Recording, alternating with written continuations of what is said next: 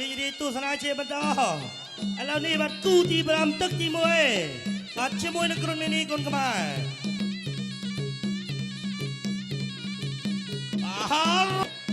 ឡាងទឹកសងមកវិញហើយត្រង់នេះបដូរដៃបាទពីឡាងទាត់ជើងក្រោមពីលីសែងបាទគូនេះបាទដើមទឹកទី1ចាប់ផ្ដើមបាទលេខ2កែងពីឡាងត្រង់នេះបាទចាប់ផ្ដើមរវាមួយអត់ត្រីទេបុកជង្គង់ចាក់ពីជង្គង់បាទពី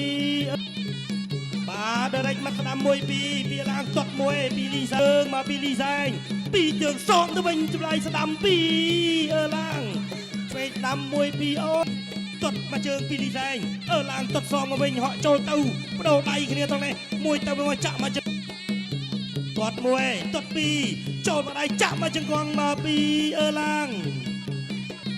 ហក់ចូលរបៀបមួយបាទពីឡាងបាទសម្រាប់គ្នាខ្លាំងចូលមកដៃឆ្វេងបាទពីឡាងពីជើងបាត់សងមកវិញចូលមកដៃស្ដាំពេញទឹកសងមកវិញបាទពីលីសែងចូលមកជើងកាប់ឆ្លាច់ពេញបាទតតកាប់ចាស្ដាំមកដៃពីលីសែងសងមកវិញភ្លាមចាក់មកជង្គង់ពីឡាង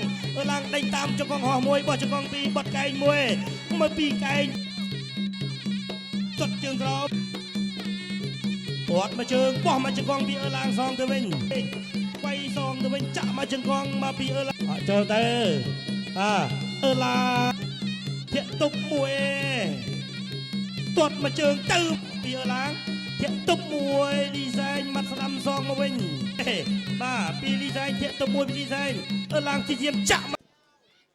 កីឡាករបង្គោលខៀវឈ្នះកីឡាករបង្គោលក្រហមដោយពិន្ទុ